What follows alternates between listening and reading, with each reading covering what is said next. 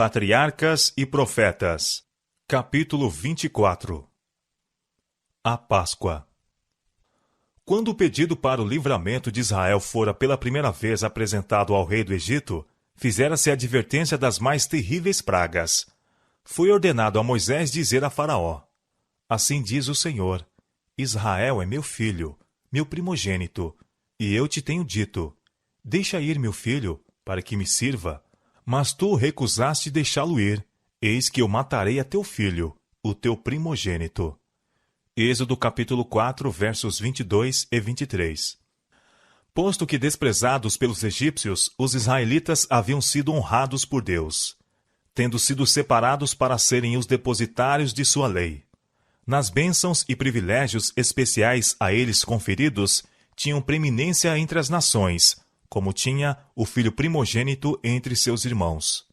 O juízo de que o Egito fora em primeiro lugar advertido deveria ser o último a ser mandado. Deus é longânimo e cheio de misericórdia, tem terno cuidado pelos seres formados à sua imagem. Se a perda das suas colheitas, rebanhos e gado houvesse levado o Egito ao arrependimento, os filhos não teriam sido atingidos.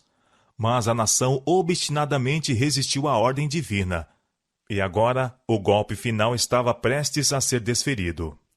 A Moisés tinha sido proibido, sob pena de morte, aparecer outra vez à presença de Faraó.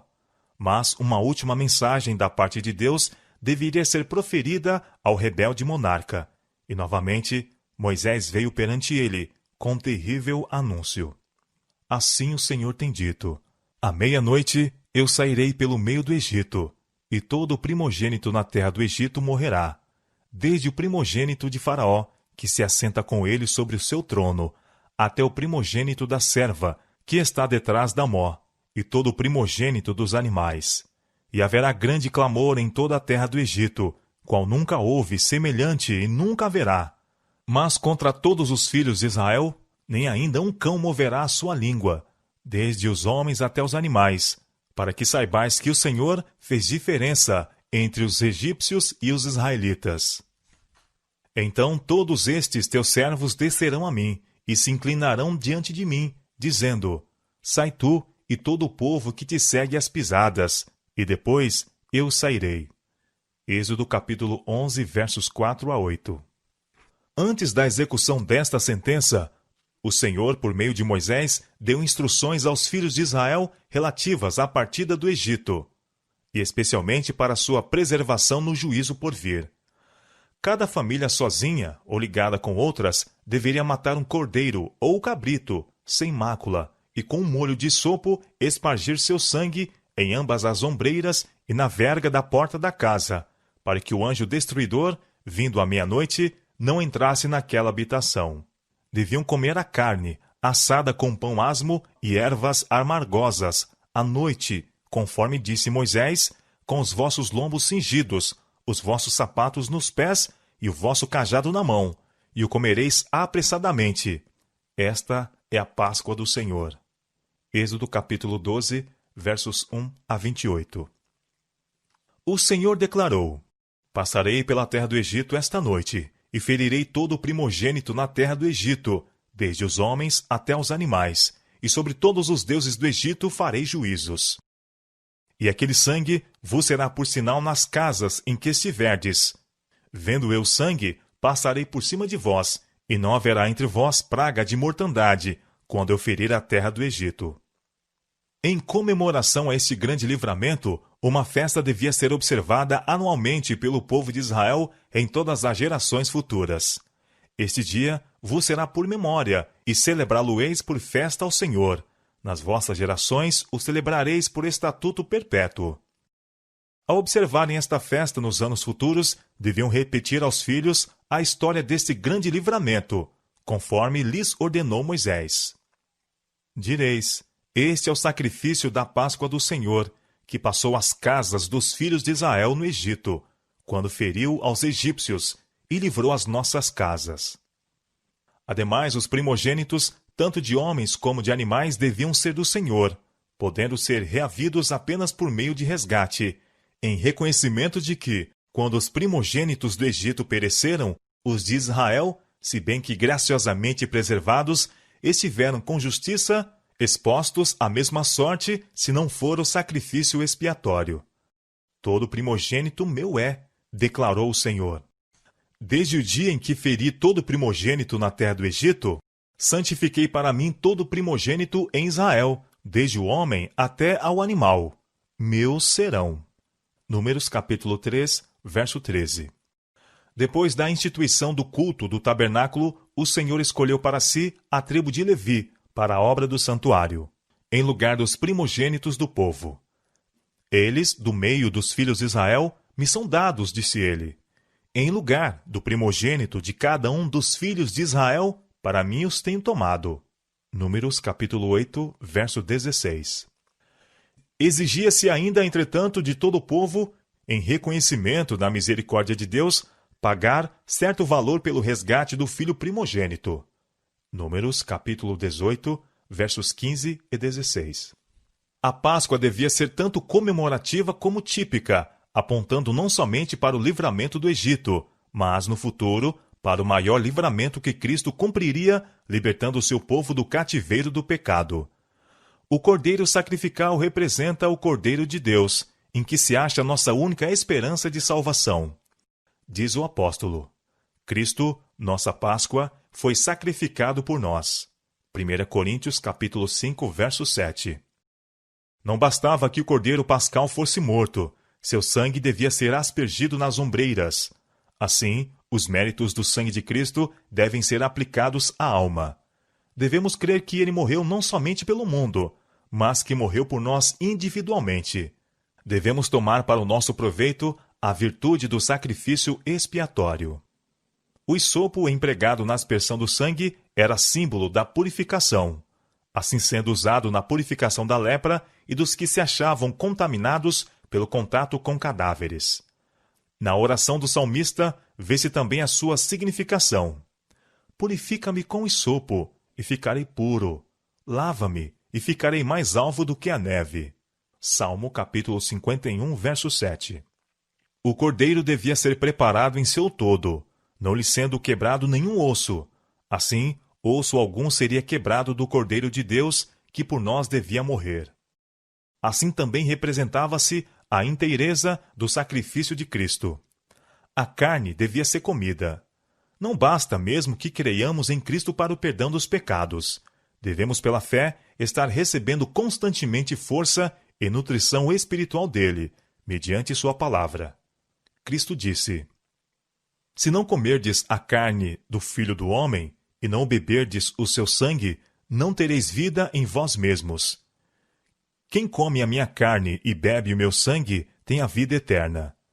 E para explicar o que queria dizer, ajuntou: As palavras que eu vos disse são espírito e vida. Jesus aceitou a lei de seu Pai, levou a efeito em sua vida os princípios da mesma, manifestou-lhe o Espírito, e mostrou o seu benéfico poder no coração. Diz João: O Verbo se fez carne e habitou entre nós, e vimos a sua glória, como a glória do unigênito do Pai, cheio de graça e verdade. São João capítulo 1, verso 14. Os seguidores de Cristo devem ser participantes de sua experiência. Devem receber e assimilar a palavra de Deus de modo que esta se torne a força impulsora da vida e das ações. Pelo poder de Cristo, devem ser transformados à sua semelhança e refletir os atributos divinos. Devem comer a carne e beber o sangue do Filho do Homem, ou não haverá vida neles. O Espírito e a obra de Cristo devem tornar-se o Espírito e obra de seus discípulos. O cordeiro devia ser comido com ervas amargosas, indicando isto a amargura do cativeiro egípcio. Assim, quando nos alimentamos de Cristo, deve ser com contrição de coração, por causa de nossos pecados. O uso dos pães asmos era também significativo. Era expressamente estipulado na lei da Páscoa e de maneira igualmente estrita observada pelos judeus em seu costume que fermento algum se encontrasse em suas casas durante a festa. De modo semelhante, o fermento do pecado devia ser afastado de todos os que recebessem vida e nutrição de Cristo. Assim, Paulo escreve à Igreja dos Coríntios: Alimpai-vos, pois, do fermento velho, para que sejais uma nova massa, porque Cristo, nossa Páscoa, foi sacrificado por nós. Pelo que façamos festa, não com o fermento velho, nem com o fermento da maldade e da malícia, mas com os asmos da sinceridade e da verdade. 1 Coríntios capítulo 5, versos 7 e 8. Antes de obterem liberdade, os escravos deviam mostrar fé no grande livramento prestes a realizar-se. O sinal do sangue devia ser posto em suas casas, e deviam, com as famílias, separar-se dos egípcios e reunir-se dentro de suas próprias habitações. Houvessem os israelitas desrespeitado em qualquer particular as instruções a eles dadas, houvessem negligenciado separar seus filhos dos egípcios, houvessem morto o cordeiro, mas deixado de aspergir o sangue nas ombreiras, ou tivesse alguém saído de casa, e não teriam estado livres do perigo. Poderiam honestamente ter crido haver feito tudo quanto era necessário, mas não os teria salvo a sua sinceridade. Todos os que deixassem de atender às instruções do Senhor perderiam o primogênito pela mão do destruidor. Pela obediência, o povo devia dar prova de fé. Assim, todos os que esperam ser salvos pelos méritos do sangue de Cristo devem compenetrar-se de que eles próprios têm algo a fazer para conseguir a salvação.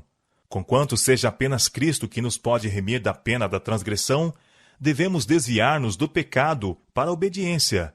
O homem deve ser salvo pela fé, e não pelas obras. Contudo, a fé deve mostrar-se pelas obras. Deus deu seu Filho para morrer como propiciação pelo pecado. Ele manifestou a luz da verdade, o caminho da vida. Ele concedeu oportunidades, ordenanças e privilégios. E agora, o homem deve cooperar com esses instrumentos de salvação. Deve apreciar e usar os auxílios que Deus proveu, crer e obedecer a todas as reivindicações divinas. Quando Moisés relatou a Israel as providências tomadas por Deus para o seu livramento, o povo inclinou-se e adorou. Êxodo capítulo 12, verso 27. A alegre esperança de liberdade, o tremendo conhecimento de juízo iminente sobre os opressores, os cuidados e afazeres de que dependia sua rápida partida, tudo naquela ocasião foi absorvido pela gratidão para com seu libertador, cheio de graça. Muitos dos egípcios foram levados a reconhecer o Deus dos hebreus como o único Deus verdadeiro, e pediram agora que se lhes permitisse encontrar abrigo nos lares de Israel, quando o anjo destruidor passasse pela terra. Foram alegremente recebidos, e comprometeram-se dali em diante a servir ao Deus de Jacó, e saírem do Egito com seu povo. Os israelitas obedeceram às instruções que Deus dera. Rápida e secretamente fizeram os preparativos para a partida. Suas famílias reuniram-se. O cordeiro pascal foi morto. A carne foi assada ao fogo, e preparados os pães asmos e as ervas amargosas. O pai sacerdote da casa aspergiu sangue nas ombreiras, e reuniu-se a família dentro de casa. À pressa e em silêncio comeu-se o cordeiro pascal. Com temor respeitoso, o povo orava e vigiava, estando o coração do primogênito, desde o homem forte até a criancinha, a palpitar de um terror indefinível. Pais e mães cingiam nos braços seus amados primogênitos, ao pensarem no golpe terrível que deveria ser desferido aquela noite. Mas nenhuma habitação de Israel foi visitada pelo anjo destruidor da morte. O sinal de sangue, sinal de proteção de um Salvador, encontrava em suas portas, e o destruidor não entrou. À meia-noite, havia grande clamor no Egito, porque não havia casa em que não houvesse um morto. Todo primogênito na terra, desde o primogênito de Faraó, que se sentava em seu trono, até o primogênito do cativo, que estava no cárcere, e todos os primogênitos dos animais, haviam sido feridos pelo destruidor. Por todo o vasto reino do Egito, o orgulho de cada casa fora derribado. Os gritos e prantos dos que lamentavam enchiam o ar. Rei e cortesãos, com o rosto lívido e membros a tremerem, ficaram estarrecidos ante o horror que a todos dominava. Faraó lembrou-se de como certa vez exclamara: "Quem é o Senhor, cuja voz eu ouvirei, para deixar ir Israel? Não conheço o Senhor, nem tampouco deixarei ir Israel." Agora, estando aquele seu orgulho, que afrontava aos céus humilhado até o pó, chamou a Moisés e Arão de noite e disse: Levantai-vos, saí do meio do meu povo, tanto vós como os filhos de Israel, e ide, servi ao Senhor, como tendes dito. Levai convosco as vossas ovelhas e as vossas vacas, como tendes dito, e ide, e abençoai-me também a mim.